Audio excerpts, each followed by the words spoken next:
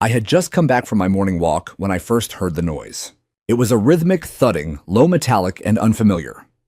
I remember glancing toward the back of my property, puzzled because the sound wasn't coming from the street or my neighbor's usual yard work. It was deeper, heavier, like something industrial. At first, I thought maybe someone was putting in a patio or doing pool maintenance. I didn't rush. After all, this neighborhood wasn't exactly known for surprises. I'd retired here precisely because of that, because nothing ever happened. But when I stepped onto my back porch and looked across the fence, I froze. Beyond the old wooden slats that marked the far edge of my land, 3 men in orange vests were already operating a small excavator.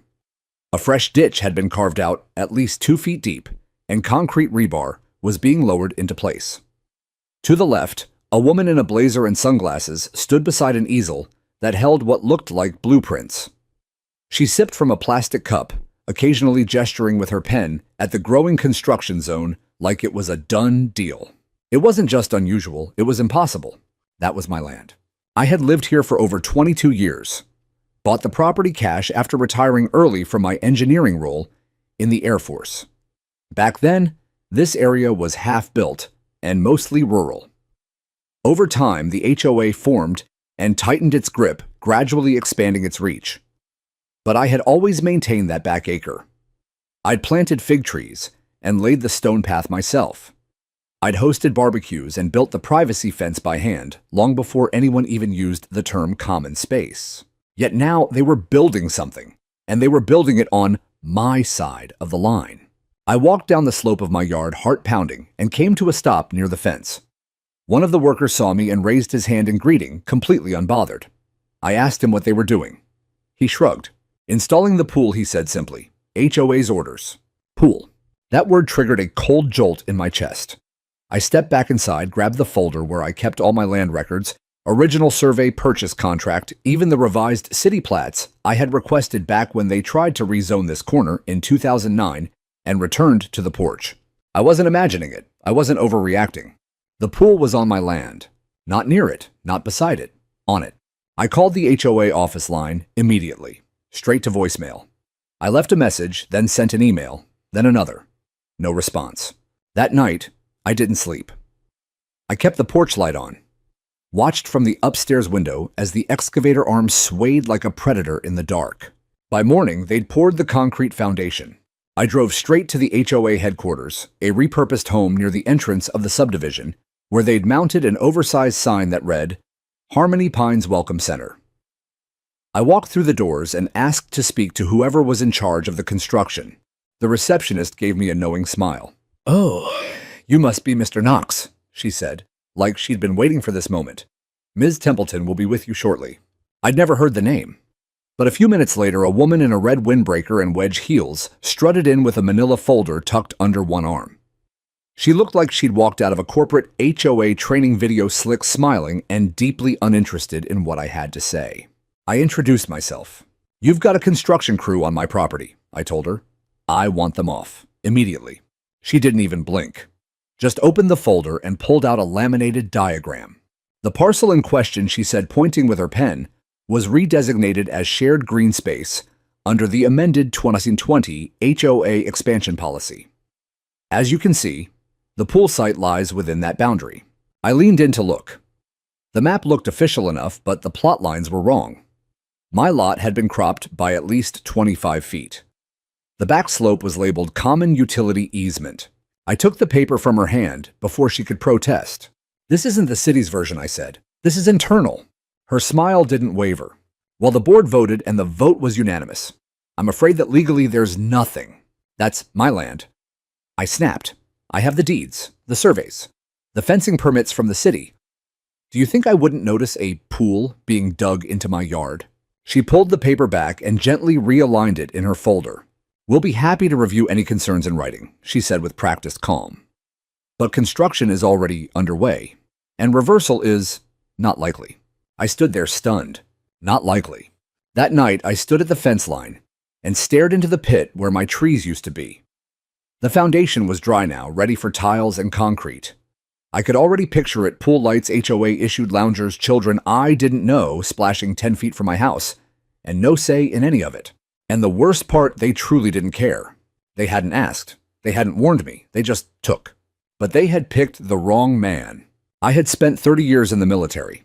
I had drawn lines on satellite maps with the Joint Chiefs of Staff. I had mapped enemy encampments and calculated drop zones under pressure that would snap most people in half. If these board members thought they could outmaneuver me with a clip art brochure and a made-up zoning map, they were going to learn the hard way. I don't retreat, I recon, and then I strike. The next morning, I didn't waste time. I pulled out every file cabinet I had looking for the original boundary survey from when I purchased the property. It was buried under years of insurance documents and veteran correspondence, but it was there, crisp, stamped, and dated. Lot 31B Ridgeview, Slope Harmony Pines. Total acreage 1.37. Clear as day, the surveyor's line wrapped around the entire back edge, including the exact spot where the HOA had now dropped a concrete rectangle. I drove straight to the county recorder's office. If there was a redesignation of my land to shared green space, it had to be on file with the city, not just on a laminated page in some HOA binder. It didn't take long to find the clerk, a man in his 60s, who still used a flip phone and read sports news on paper. After handing him my parcel number, I waited as he scrolled through the records. His brow furrowed. "There's no amendment here, Mr. Knox," he said finally. "Your lot hasn't changed since 2001. No rezoning, no subdivision, no utility easement added." I exhaled sharply. So the HOA map is fake. He shrugged in that careful way bureaucrats do when things smell fishy but aren't their problem. HOA documents aren't official until they're registered. Anything internal could be wishful thinking. I thanked him, made copies of everything, and left. It was raining lightly by the time I reached home, and the construction hadn't paused. In fact, they'd made alarming progress. The rebar was complete, plumbing stubs were visible, and a pallet of blue ceramic tiles had been offloaded onto a trailer parked in my driveway without permission. I walked straight down the slope to the edge of the pit. The same contractor from yesterday spotted me and gave a nod. "They'll be pouring concrete next week," he offered cheerfully. "You might want to trim those trees if you want to keep them." I didn't respond. I walked along the fence line counting paces. 33 to the west fence, same as on my plat. The edge of the construction sat exactly 15 feet inside my property line. I took pictures from every angle. Then I printed large color copies and brought them with me when I returned to the HOA office the next morning. Ms. Templeton greeted me with her usual rehearsed pleasantries. "We appreciate your engagement," she said. I dropped the county plat on her desk like a gavel. "This," I said slowly, "is the legally recorded boundary of my land. The city confirms it. Your construction is trespassing." She barely glanced at it. "We've consulted our legal committee. No, you've drawn your own lines, and I don't care what your committee voted. Votes don't trump state law." She paused, then offered that same tight, manipulative smile. "Well, Mr. Knox, I understand your concerns. I really do. But the board's goal is to serve the community. This pool project was approved after a majority vote. Families are excited. Removing it now would be disruptive." I leaned in. "So is stealing land." Ms. Templeton's tone sharpened. "You're welcome to file a complaint, but as of now, this project is moving forward." I realized then that this wasn't just negligence, it was arrogance. The board believed no one would challenge them, that most homeowners would be too confused or intimidated to push back. And to be fair, they were usually right. But I wasn't most homeowners. By the end of that week, I had received a letter from the HOA titled "Non-Compliance, Notification, Fence Obstruction, and Unauthorized Surveillance." According to them, my security camera, which faced the fence for safety, violated neighborhood harmony, and my 6-foot fence created visual discord with the community aesthetic. It was laughable. The only discord was the construction they were committing. And now they were retaliating with paperwork. Fine. I scanned the letter and sent it along with all the previous documents, my plat map, and high-resolution photos to an old friend of mine, Reggie Nolan, a retired municipal inspector who now consulted for land use disputes across the state. He called me back within hours. "Jesus, Russ," he said, "they built a whole pool basin on your land, and they're citing you." "Yep. Send me everything you've got. I'll loop in someone from the zoning office quietly." We had served together back in '93, both of us stationed at March Air Reserve Base, running perimeter logistics and contingency planning. Reggie had always been the kind of guy who didn't say much, but when he moved, things shifted. And things were about to shift. A few days later, a white city vehicle rolled slowly past my driveway. Then another. And then one parked directly in front of my house. A woman stepped out wearing a badge on a lanyard and carrying a digital tablet. She didn't knock. She walked straight down to the back slope and began taking pictures of the pool. I watched from the porch, heartbeat thudding. I didn't approach. I didn't have to. Within 20 minutes, 2 more officials joined her, one carrying a surveyor's scope, the other with a hard hat and clipboard. They were city, the real kind, not HOA volunteers. And Ms. Templeton wasn't going to be able to laminate her way out of this. The next day, the noise stopped. No drills, no tile saws, no backhoes. Just silence. I stepped outside and saw the same workers huddled at the edge of the pit, talking in hushed tones. The city officials had taped a bright orange notice to the fence. Construction halt order, parcel discrepancy under review. I took a photo and sent it to Reggie. He replied with 3 words, "Told you so." But I knew this wasn't the end. This was the moment just before the storm, when people in power realize their grip is slipping. And in HOA land, that's when they get dangerous. The following week was quiet, eerily so. The humming of machinery that had become the unsettling soundtrack to my mornings had vanished, replaced by uneasy silence, and the occasional whisper of wind over the empty shell of what was supposed to be the community pool. No workers, no trucks. Just the hollow echo of halted ambition hanging in the air. For the first time in 2 weeks, I allowed myself to sip coffee in peace on my back porch. I kept the halt order laminated and pinned to my kitchen wall like a trophy. But I wasn't naive. I'd seen enough in life to know that when someone in power is forced to stop, they don't usually reflect, they reload. Sure enough, the first retaliation came 2 days later, not with a confrontation, but through paperwork.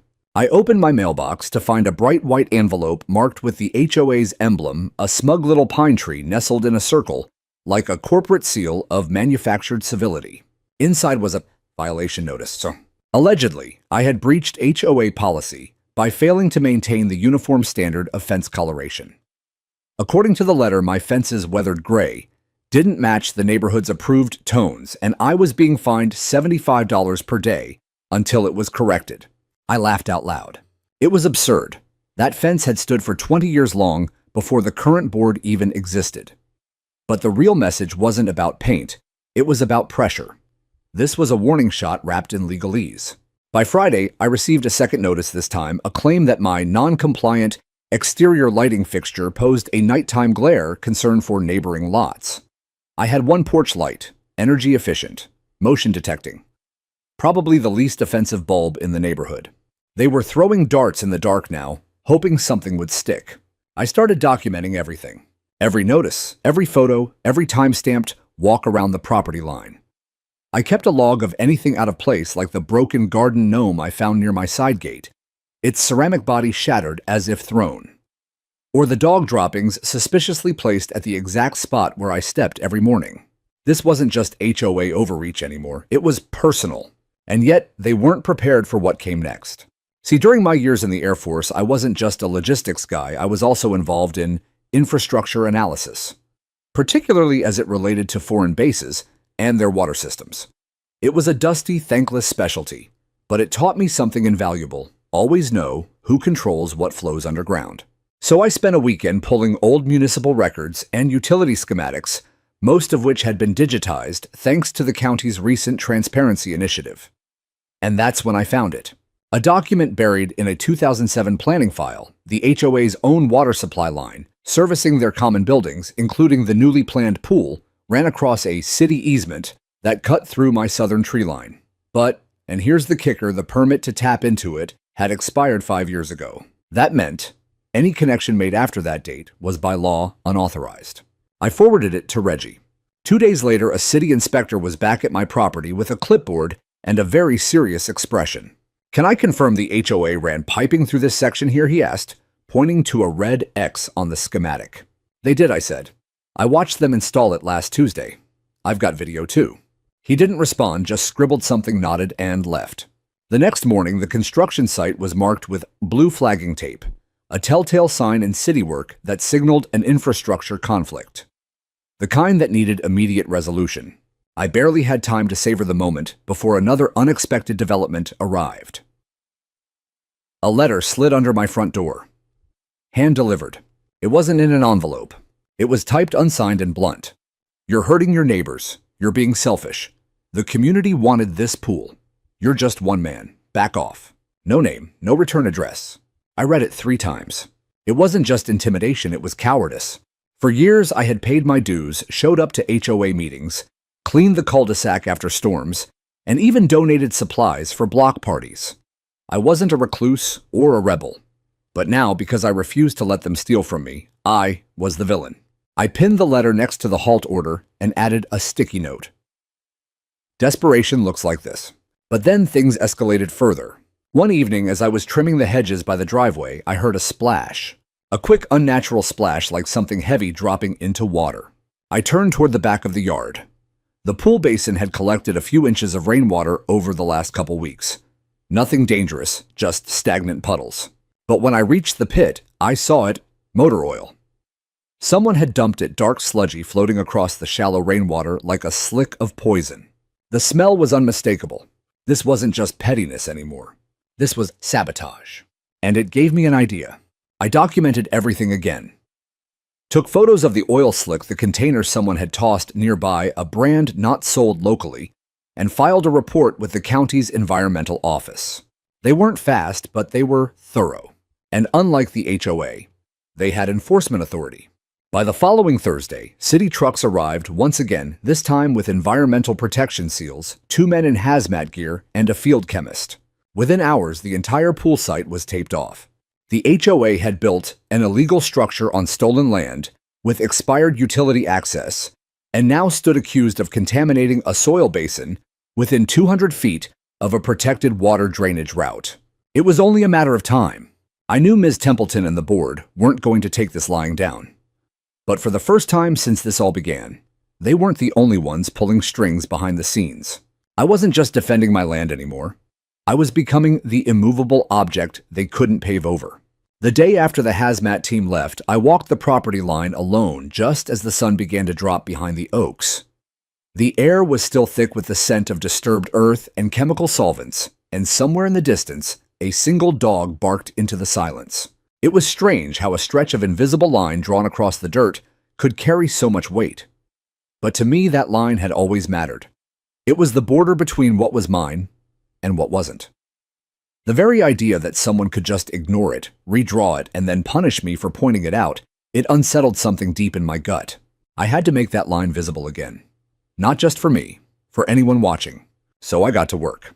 The next morning, I called in a private surveyor, a young guy named Derek, whose boots were cleaner than mine, but whose gear was high-end. He showed up with a GPS rig, a laser level, and more confidence than his 28 years should allow. "Full parcel line?" he asked. "Everything that touches the HOA construction zone," I replied.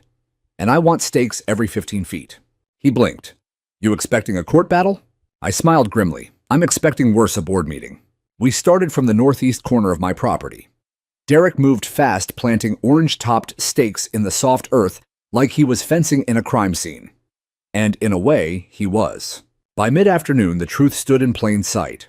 The bright orange markers ran directly through the middle of the pool pit. Not near it. Not grazing the edge. Through it. 60% of the construction was clearly on my land. I took photos from every angle, timestamped them, and printed a giant composite map on a 4-foot poster board. I mounted it on foam core and wrapped the edges in black tape because if I was going to fight, I'd do it with precision. Then I called for a special HOA meeting. The board didn't want to approve it at first, of course. Ms. Templeton replied with a dismissive email about how community meetings should be focused on unity, not unilateral grievances. But I copied the city's zoning department, the county recorder's office, and a local real estate attorney I'd once helped during a neighbor dispute years ago. With that many witnesses CC'd, they had no choice. The meeting was scheduled for the following Tuesday night at the Harmony Pines Clubhouse. I didn't wait for it to come. The Friday before, I received a visit from HOA board member Marvin Bell. He was one of the quieter ones, an accountant by trade, always looking vaguely nervous, like he wasn't entirely sure how he'd ended up on the board in the first place. He showed up at my door in a sweater vest, holding a reusable shopping bag that smelled faintly of Thai food. "Mr. Knox," he said, "I was hoping to talk, off the record." I let him in, mostly because I was curious what he'd try. He didn't waste time. "I just want you to know," he began, "I never agreed with how the board went about this. There was no vote. Ms. Templeton drafted the pool proposal herself and claimed she had majority approval." I raised an eyebrow. "So you're saying she forged the vote?" He hesitated, then nodded. "She said we could get retroactive approval later. That by the time anyone complained, it would be too late to undo." I stared at him for a long moment. "And you didn't say anything?" He lowered his eyes. "I didn't think it would go this far." I stood and walked to the kitchen, poured 2 glasses of water, and handed him one. "You're going to tell the truth at the meeting," I said. He stiffened. I could lose my board seat." "You'll lose more if this goes to court and your name's on the filings. I'm giving you the chance to be the guy who stood up before this thing collapsed." He left 20 minutes later, visibly shaken but silent. I didn't know if he'd actually speak, but by now I had more than enough to carry the room myself. Tuesday arrived, and the clubhouse was packed more people than I'd seen in one place since the 4th of July cookout. Folding chairs lined every wall, and the air buzzed with tension. The HOA board sat at a long table near the front. Ms. Templeton wore a crimson blazer and pearls, her hair pulled so tight it looked like it might crack. Her smile was thin. I stood when called and walked to the front with my foam board. "Thank you for your time," I began, calm but direct. "I'm here tonight because over the last 4 weeks, the HOA, without consent, legal permit, or proper zoning, has constructed a swimming pool that occupies over 60% of all my privately owned land." I turned the board around and showed the crowd the survey. Gasps echoed from the audience. Someone cursed under their breath. I continued. "Not only did the HOA ignore boundary laws, but when I raised the issue, they retaliated, sending fake violation notices, encouraging vandalism, and distributing false maps." I paused. "I have documentation, county records, city halt orders, photos, and legal counsel." I turned to the board. "And unless the board agrees tonight to formally cease all further construction, retract the project, and issue a public apology, I will be filing an injunction and naming each participating board member individually." Ms. Templeton opened her mouth, but Marvin Bell stood. He cleared his throat, his voice shaking. "What Mr. Knox says is true," he said. "The board never voted on the project. Ms. Templeton presented it as a done deal. She said the vote had already been tallied. I didn't say anything. I should have." The room erupted. Some people shouted. Some stared in stunned silence. Others began whispering angrily to one another. Ms. Templeton turned scarlet. She stood quickly and tried to regain control, but it was too late. The story was out. The line had been drawn literally and figuratively. And this time, I wasn't the only one willing to defend it. By the morning after the meeting, I could feel the shift in the air. It was subtle at first. Neighbors who used to give me curt nods from their driveways now lingered a little longer. One even waved.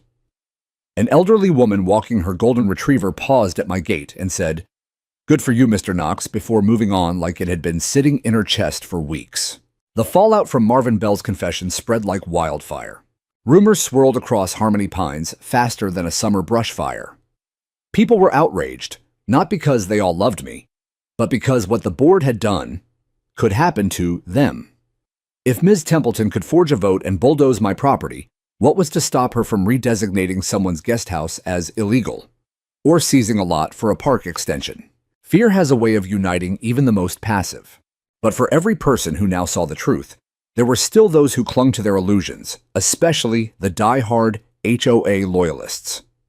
The ones who believed in order and uniformity, in doing what's best for the community, no matter who had to suffer. Those were the ones who came for me next. It started with my mailbox. One morning, I found it bent forward at a 45-degree angle post, cracked at the base like someone had kicked it with steel-toed boots. It was deliberate, not hit by a car, not damaged by wind. I replaced it the same day with a new one, stronger, bolted deep. 2 days later, eggs splattered across my truck windshield, dried into a stinking crust by the time I noticed. I scraped it off, said nothing. The next evening, I found a fresh crack in my side window. A long, deliberate scratch like someone had dragged a key along the glass. Still no note, no noise, just shadow games. They wanted me rattled. But here's the thing about war. Once you've been through the real kind, the kind with sandstorms and IEDs, and 3 a.m. radios crackling with uncertainty, this little suburban sabotage doesn't move you. Not really. I wasn't scared, I was preparing. I installed 2 new motion cameras, one at the front porch and one facing the back slope. Wired them to a secure hard drive. I also dug out a few old sandbags from the shed, not because I thought bullets were coming, but because I knew the psychology of escalation. And a visible defense is often enough to stop the cowards who operate in the dark. Then I called in another favor. When I was stationed at Eglin Air Force Base, I'd served alongside a woman named Camilla Torres. After her discharge, she went into municipal code enforcement, specializing in illegal building infractions. We hadn't spoken in years, but when I explained what was happening, her response was simple. Email me everything. I've got friends on the inside. Within 48 hours, she had forwarded my entire file to the Office of Municipal Oversight. Not just zoning, but public records, building permits, environmental safety, and city planning review. That meant one thing, an audit. The HOA didn't know it yet, but a storm was forming behind their backs. Meanwhile, the board continued to pretend nothing was wrong. HOA newsletters kept arriving with cheerful messages about community beautification and upcoming enhancements. The pool was referred to as temporarily delayed due to unforeseen site adjustments. No mention of halted orders, forged votes, or chemical contamination. But the construction site remained frozen. And each day that passed, more residents noticed. Questions began surfacing on the Harmony Pines Facebook group. What's happening with the pool? Why is there concrete equipment but no work? Did someone say the HOA lied about a land survey? Ms. Templeton tried to reply once. She blamed a disruptive homeowner with a personal agenda. That post got over 100 comments. Most weren't on her side. But with her back against the wall, Ms. Templeton did what petty tyrants do best. She doubled down. Late one night, I heard a haul truck idling near the back of my property. I looked out and saw contractors, not the old crew, but a new one wearing different uniforms, unloading materials quietly into the backyard. They were preparing to resume construction, despite the halt order. I stormed down with a flashlight and camera in hand. Hey, I shouted, this is private property. I've got legal orders. You lay one more tile and I'll have the sheriff down here in 10 minutes. The lead worker held up his hands. We were told this was cleared, he said. We're just following instructions. From who? He hesitated. Ms. Templeton said the city lifted the stop. They hadn't. I showed them the updated halt notice, renewed just 3 days ago, and the EPA report taped to my porch window. The crew packed up and left without another word. I reported the incident immediately. The next day, a city official delivered a formal citation to the HOA board for attempted resumption of construction in defiance of cease order, with penalties starting at $1,000 per day. Ms. Templeton was running out of moves, but she wasn't done yet, because the next morning I found a letter on my doorstep. This one was signed. As Russell, you've made your point, but if you keep pushing this, we'll make things hard for you. HOA violations don't disappear. Property values drop fast. You think your land will be worth anything when no one in the neighborhood will speak to you. Let this go. D. Templeton. I stared at the signature for a long time. She wasn't hiding anymore. She was trying to break me in the open. But what she didn't understand, what people like her never understood, was that you can't shame a man who already walks alone. I didn't need their neighborhood parties. I didn't care about their potlucks or newsletters. I had my land, my silence, and my truth. And the truth was finally rippling through the system like a long overdue tremor. This wasn't just about a pool anymore. This was about the integrity of boundaries, the abuse of process, and the arrogance of unchecked power. And I was ready to see it all come crumbling down. The day the audit team arrived, I was sipping black coffee on my porch, with my boots propped up on the railing, and a quiet storm simmering behind my ribs. 3 vehicles pulled up in front of the HOA office, 2 white Ford Explorers with the city emblem on their doors, and a dark blue sedan with county plates. It was early, barely past 8 a.m., but you could already feel the weight in the air. The kind of pressure that builds when people with clipboards and badges walk into places that have long operated unchecked. Camilla had kept her word. The Office of Municipal Oversight wasn't just zoning inspectors. They brought in compliance officers, permit analysts, and a city attorney. They entered the HOA office with purpose, not a single ounce of ceremony. Within minutes, you could hear the sharp clicks of binders, opening drawers sliding, and someone, probably Ms. Templeton, raising her voice in indignant protest.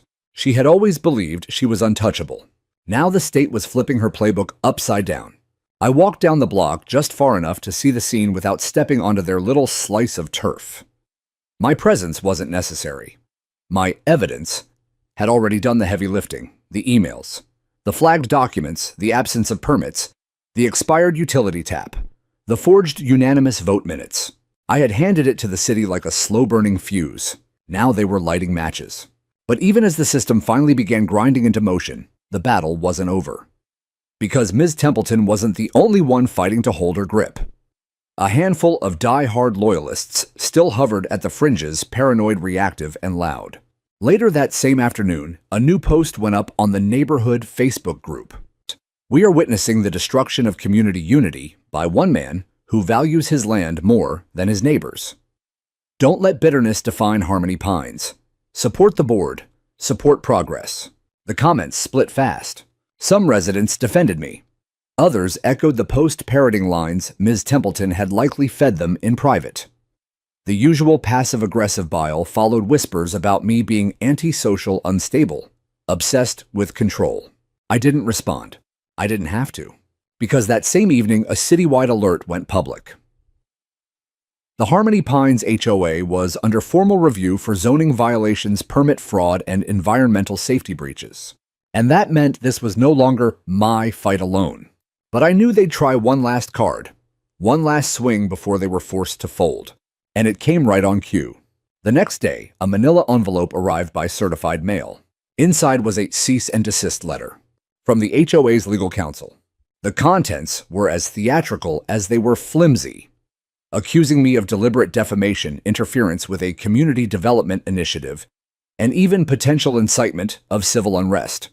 They warned that if I didn't retract my claims publicly and apologize at the next board meeting, I could be sued for damages and face HOA disciplinary action. I laughed so hard I nearly choked on my coffee. That was their final strategy, a legal bluff. I faxed the letter to my attorney, Lisa Guerrero, a quiet bulldog of a woman I'd met through a veterans legal aid program. She had a thing for HOA overreach cases, and an even bigger thing for humiliating people who thought they could weaponize authority. She called me an hour later. "They have no case," she said, voice sharp and crisp, "but we do. You want to push back formally?" "You're damn right I do." So we filed a preliminary injunction request, not just to halt the construction permanently, but to initiate property damages, review trespass penalties, and one punitive action for the psychological and financial harassment they'd launched over the last 8 weeks.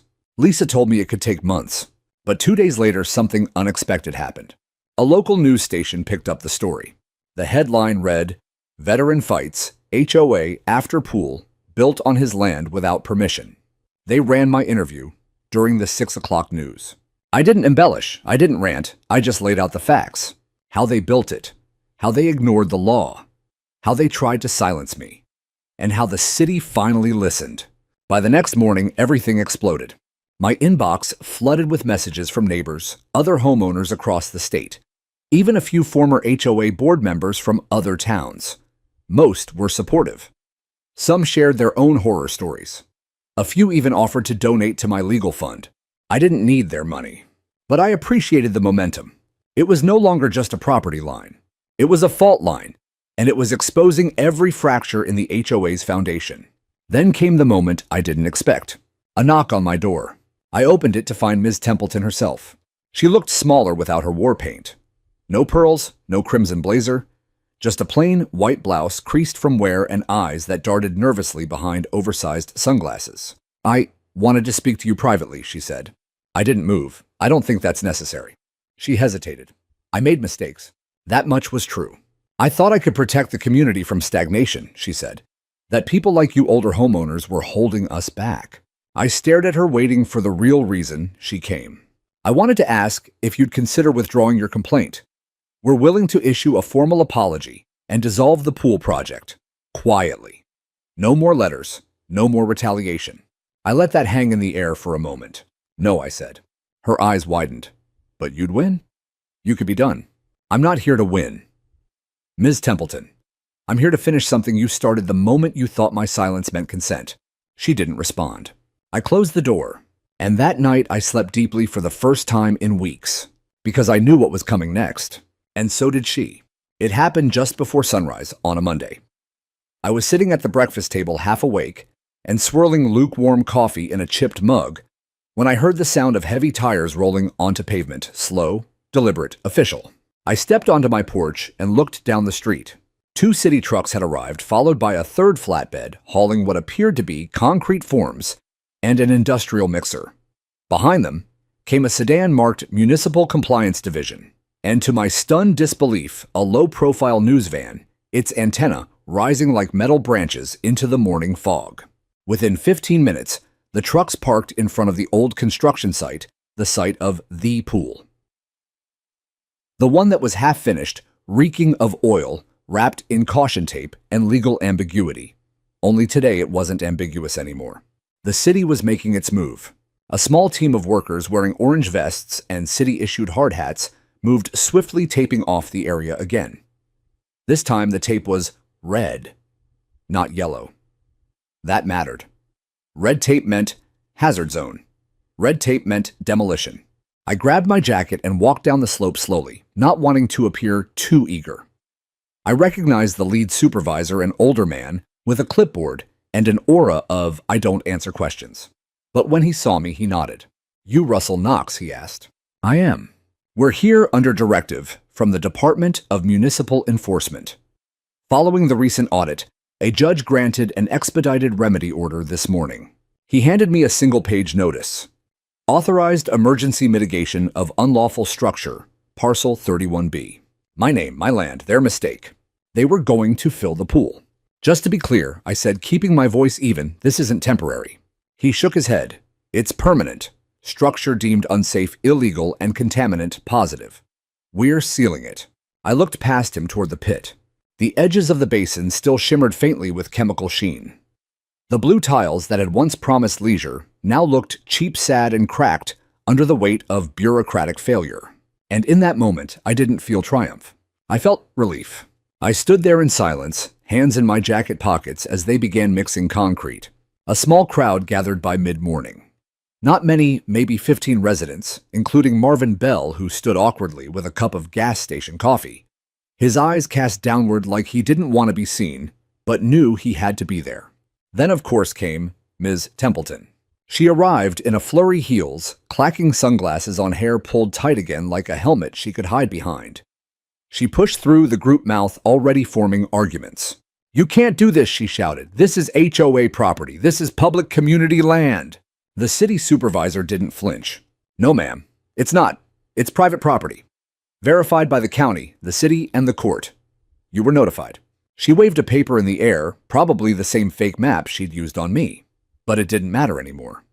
The concrete was already pouring a slow gray waterfall that smothered every mistake, every arrogance, every inch of fabricated entitlement. The workers moved with mechanical precision, and within an hour the pit was half full. Ms. Templeton stood there blinking in disbelief, like she couldn't understand how it had all slipped away from her. I didn't say a word to her. I just turned and walked home. But the day wasn't done. That afternoon, I received a call from Lisa, my attorney. You might want to sit down, she said. I'm already sitting, I replied. The city is opening a civil enforcement investigation into the HOA. Fraud, misuse of funds, illegal land claims the works. And they've added your case to the front of the pile. I exhaled slowly. They're doing it. They're doing it. And Ms. Templeton might not just lose her board seat. If this goes the way it's heading, she could be facing personal liability. I didn't gloat. I didn't celebrate. Because this wasn't about watching someone fall. It was about stopping them from climbing over people like me ever again. That night, my porch was quiet again. The moon was high full, and silver casting soft shadows over the newly sealed slab of concrete that now sat flush with the earth behind my home. It didn't look like justice. It looked plain, undistinguished, cold. But to me it was sacred. because it meant something had finally stopped. No more noise. No more letters. No more pretending that power made theft legal. Just a slab of concrete where arrogance had once bloomed. Around 10, I heard soft footsteps coming up the porch. I turned and saw a young couple neighbors from 3 houses down. They'd always been polite but distant young professionals with matching SUVs and sharp landscaping. The man cleared his throat. "Mr. Knox, we just wanted to say thank you." His wife nodded. "We didn't realize what was going on. I think a lot of us didn't want to." I nodded. "It's easier not to see." "But we see it now," she said. They left soon after, but their words stayed with me. Not because I needed validation, but because I'd spent so long thinking no one saw the lines anymore. The invisible ones. The ones between right and convenient. Between leadership and dictatorship. But maybe, just maybe, all it takes is one slab of concrete to make those lines clear again. The morning after the pour, the HOA sent out a neighborhood-wide email blast with the subject line: "Project update, pool area, temporarily inaccessible due to municipal interference." I stared at those words for a full minute, coffee cup suspended mid-air. Municipal interference. Like the city had just wandered in with trucks and filled a pit on a whim. Like the judge's signature on the emergency order was a clerical error. Like the legal boundary violations, forged documents, and environmental infractions were inconvenient rumors. Not the very nails in their proverbial coffin. But they weren't fooling anyone anymore. The HOA's tone had shifted from confident to defensive, from patronizing to desperate. And you could feel the change rippling through the neighborhood. Sidewalk conversations paused when I passed, not with suspicion, but something closer to respect. Cars that used to speed past my corner lot slowed down. A few residents I'd never even spoken to waved. The silence had cracked, but it wasn't over yet.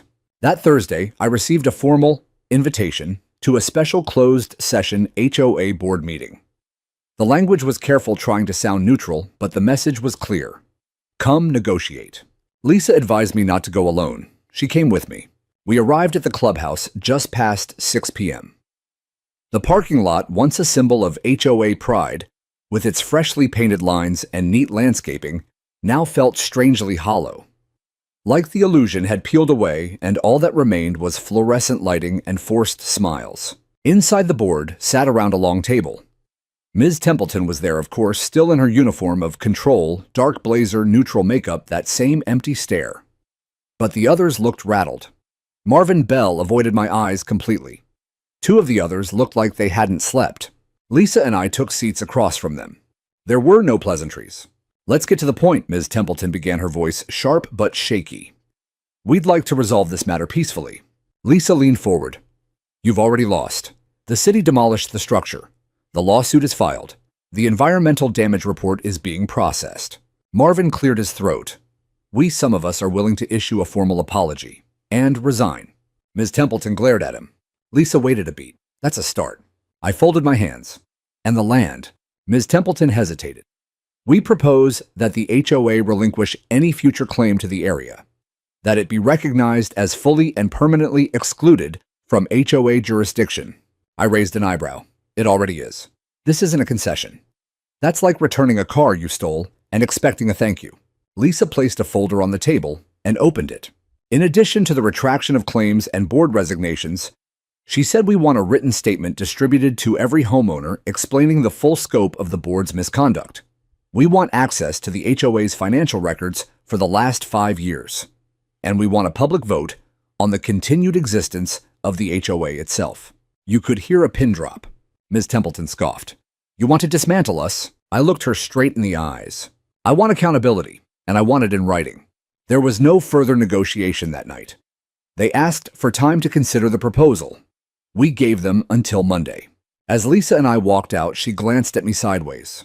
"You do realize they're going to leak this to the press," she said. "I hope they do." And leak it they did. By Saturday, a new headline blazed across the local news site. HOA faces dissolution after land scandal. Residents rally behind homeowner. The article included images of the filled-in pool, the official court filing, and a quote from my news interview. It also quoted Marvin Bell, who admitted that mistakes were made at the highest levels of the board. By Sunday afternoon, a neighborhood petition was already circulating to recall the remaining board members. By Monday, over 190 signatures had been collected, more than the minimum required for a HOA special vote. Ms. Templeton's empire was falling. But even as her reign collapsed, I wasn't done. Because justice isn't just about removing the bad, it's about restoring what was broken.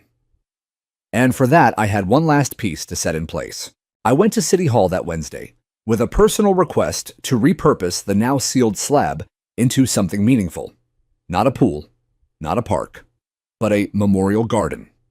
A quiet space for the neighborhood to sit, breathe, and remember what happens when power goes unchecked. To my surprise, the city agreed.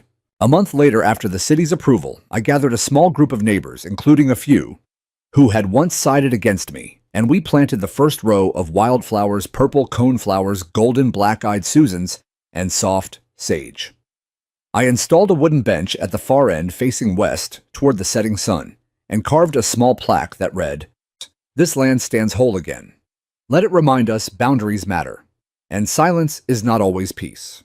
People came, quietly at first.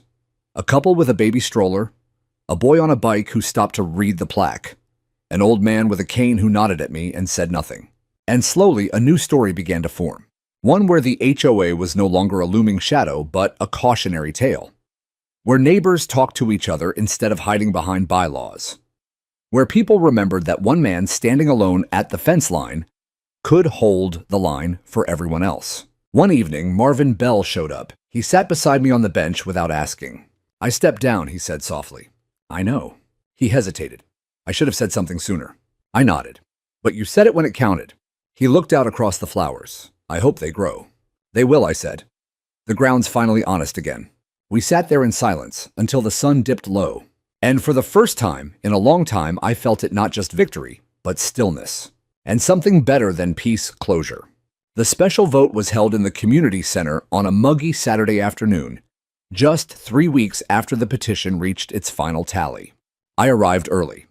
Not because I needed to campaign or convince anyone I had done enough of that just by standing my ground, but because I wanted to bear witness, to be present, to watch them fall with the same quiet patience they once used to build their empire. The place was packed, folding chairs in tight rows, neighbors shoulder to shoulder. It wasn't just a turnout, it was a reckoning. At the front stood a temporary facilitator from the city, a tall, thin man with a calm voice and a badge that read, Community Oversight Liaison. He had the unenviable task of walking this neighborhood through something most had never imagined, the possible dismantling of the very board they had elected, or more truthfully, inherited without question. The agenda was simple. First, a public statement from the board, then a reading of the articles for recall. Finally, a paper ballot vote. Ms. Templeton was there, of course. Not as board president, she had officially resigned 3 days prior under pressure from the city, but as a resident in good standing. Her seat was in the second row, directly in the center. Always in the center. Her face was unreadable.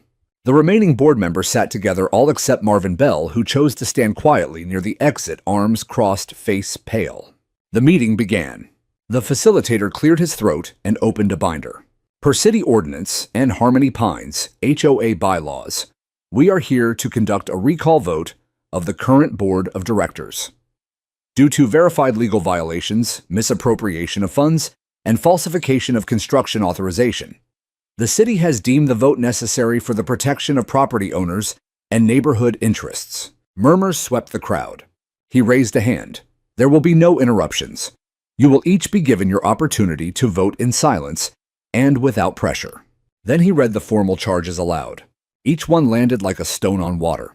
Unauthorized construction on private property. Falsification of community vote records. Failure to disclose expired utility permits. Retaliatory action against a property owner. Environmental contamination resulting from HOA-directed activity. Some people gasped. Others shook their heads. But no one defended it. Not anymore. When the facilitator finished, he opened the floor for a brief comment period. The first speaker was a young father who said, "I bought into this neighborhood thinking the HOA was a shield, but they turned it into a sword." A retired woman stood next. "I served on the first HOA committee 20 years ago. This is not what we meant it to become." Then silence.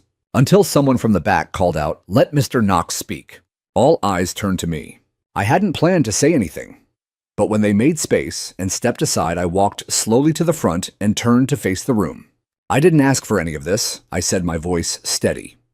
I didn't file complaints for attention or lawsuits for revenge. I just wanted to be left in peace. On my land, in the home I built. But when that peace was violated, I stood up not because I'm brave, but because silence is the fertilizer of corruption. I paused. No one moved. They took my trees, my privacy, my voice, and they thought they could take my land. They almost did. But not because they had the law, only because they had no one willing to say no. I looked toward Ms. Templeton. She didn't blink. So say it now, I said. Say it with your vote. Not just for me, but for yourselves, for what you own, for what no one has the right to take. Then I stepped back, and one by one the people cast their votes. There was no cheering, no clapping, just quiet resolve. An hour later, the facilitator returned to the microphone. The results, he said, are unanimous. All remaining board members are hereby recalled. The Harmony Pines, HOA, is formally dissolved effective immediately. I felt the breath leave the room. Not from panic, from relief. Some residents smiled, others cried. But no one celebrated wildly. It wasn't that kind of victory. It was the kind where a storm finally passes, and the silence it leaves behind feels sacred. The city liaison approached me afterward. You understand what this means, right? He said. There'll be transitional steps, property maintenance, disbanding finances. It'll be a mess for a little while. I nodded. I've cleaned up bigger. He smiled. I believe you. And just like that, the HOA that had ruled Harmony Pines like a kingdom for 15 years was gone.